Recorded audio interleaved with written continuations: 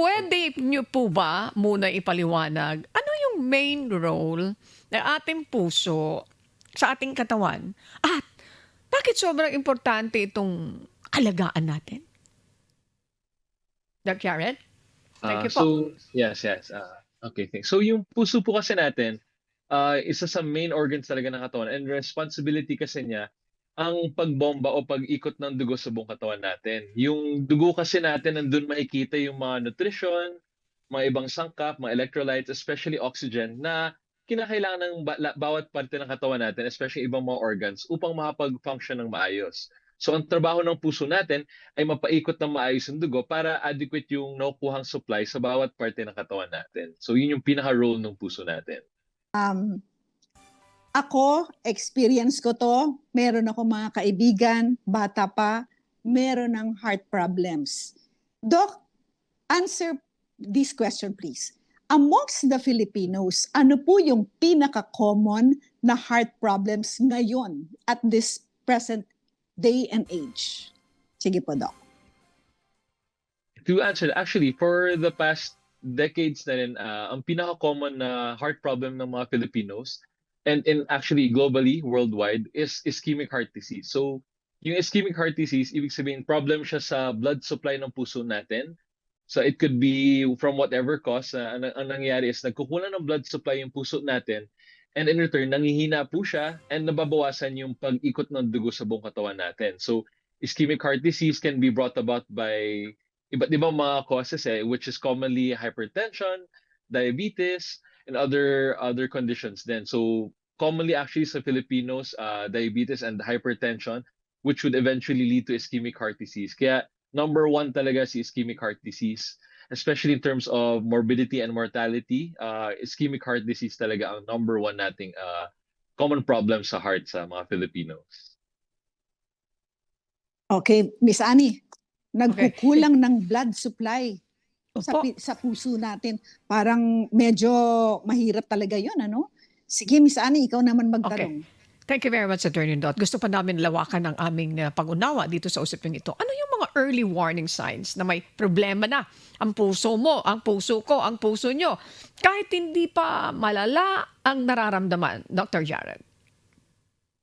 Yes, actually, that's a good question. Kasi yung mga sintomas ng heart problem or heart attack, pwede kasing saka lang tayo makaramdam pag may malala ng problema talaga yung puso natin. So important na ma-recognize natin yung mga early signs or mga symptoms na pwedeng magdulot or pwedeng maging senyales rather than ng mga heart attack. So halimbawa dito, kabilang dito yung nakaranas ng hirap sa paghinga, paninikip or pagsakit ng dibdib, pati yung pagbigat ng dibdib. Pwede siyang senyales ng impending or early signs ng heart attack or problema sa puso.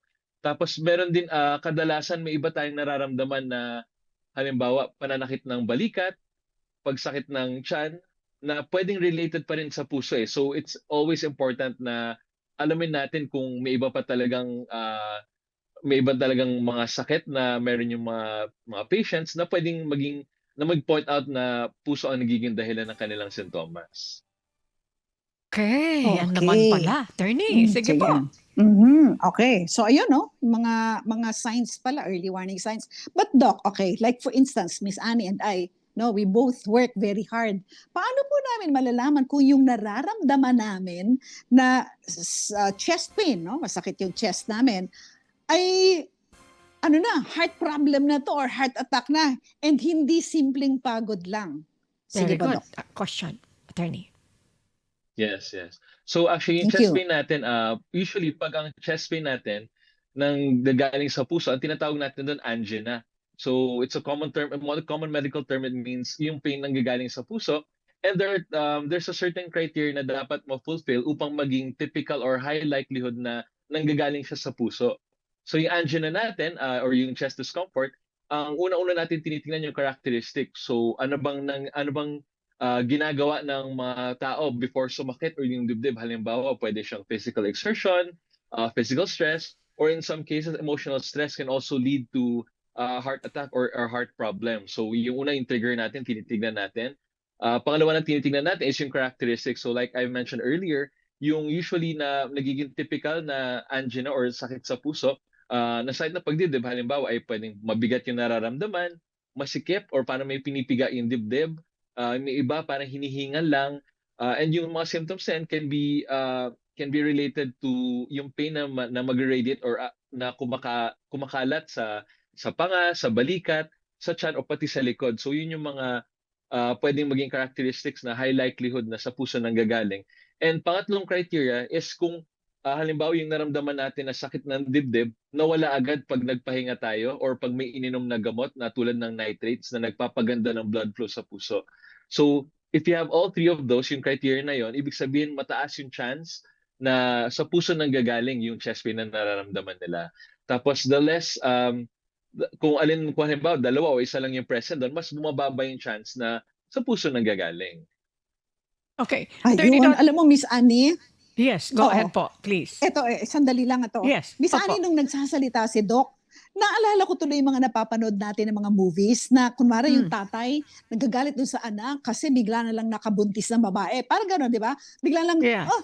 bigla na lang sumasakit yung puso and then namamatay na kaagad. Ayun na yun. Hindi yung pala sinasabi arte ni yun, Doc. Dahil, emotional, di ba? That's Emotional correct. stress. Sabi ni Doc, pwedeng physical stress, pwede rin emotional Exactly. stress. Alam mo, Attorney Dot, Okay, yan din ang Miss Annie. sasabihin ko na observation ko. Parehas tayo.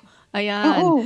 Tama Oo. ka, binigyan mo pang example. Totoo nga pala yan, no? Di ba po? Oo. Emotional stress, kasama rin pala dito na pwedeng mag-cause ng ganito. Yes. Alay, nako. Yes. Kaya wag kayong pagpapapekto. Ano? Emotionally. Sige. Yes, yes, Attorney yes. Dot. Oo.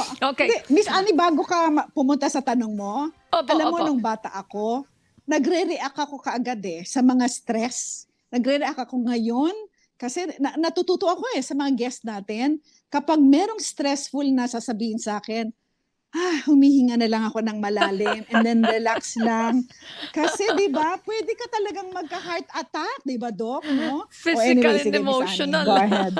Oo. Physical and oo. emotional, nakatatak sa isip namin yan. No? Sige. Yes. Doc, yung sinabi nyo, Doc, Attorney Dot, allow me to ask this question. Quickly lang po. Ilang minutes yung pain para masabi mo na mag-roll out ka na that's nothing to do with your heart? Halimbawa, may naramdaman ka, Usually, biglang nanakit.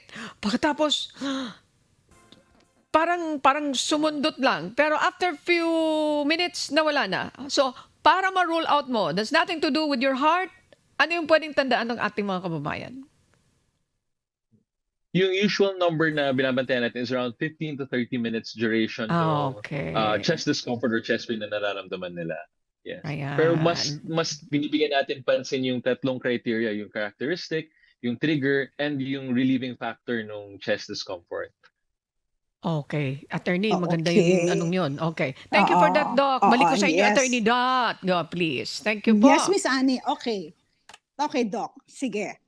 Ito naman, napaka-importante ng susunod na tanong. Ano po yung mga basic tests po na dapat gawin para po ma-detect agad kung meron po tayong problema sa puso? Ayan. Kasi minsan, wala kang kamalay-malay. Ang healthy-healthy mo, di ba? Ang healthy, yung pala, meron ka palang sakit sa puso. Sige po, Doc. Yes, actually yan very important din na malaman natin kasi yung mga tests sa puso, marami kasi talaga yung mga available na tests, especially here sa Philippines na pwedeng magbigay sa atin ng sign or mag-screen for any heart problem. So common na ginagawa, for example, is an ECG or electrocardiogram. Na yun yung dinidikit sa chest natin tapos sine-check doon yung electrical activity ng heart natin. So important siya na test para makita or makapagbigay ng idea sa doctor nila if may electrical problem yung puso, una-una, halimbawa for such as an arrhythmia or irregular na pagtibok ng puso, meron din makikita tayong subtle signs ng pagbara ng ugat sa puso. Pwede natin din makita on ECG. Then other things on ECG na pwede natin makita would be other signs ng structural problems, although hindi naman gano'n ka-accurate na siya yung ECG in terms of figuring out structural problems. Ang isa pang test na pwedeng ipagawa is a stress test. Usually, parang ECG din siya, pero instead of nakahiga yung patients, pinapatakbo sila. So as the name entails, we have our hearts undergoes physical stress in order to see kung ano yung reaction niya pag nasistress yung katawan natin. Kasi nga, yun yung pwedeng maging trigger ng heart problem. So, ini-induce natin yung stress para makita kung yung puso ba natin humihina or bumibigay under stress as compared to under normal resting conditions. And another test na pwedeng mapagawa is a 2D echo. So imaging study din siya na gumagamit ng ultrasound para makita yung puso natin. So mga minor structural problems inside the heart makikita natin sa 2D echo. Then of course, aside sa mga imaging, and meron din tayong mga blood tests so na binabantayan, especially na routine natin ginagawa para makita kung may chance ba tayo or tumataas ba yung risk natin na magkaroon ng heart problem. So halimbawa dun yung cholesterol, check din natin yung cholesterol, blood sugar, as well as yung mga electrolytes that can affect yung trabaho ng puso din natin.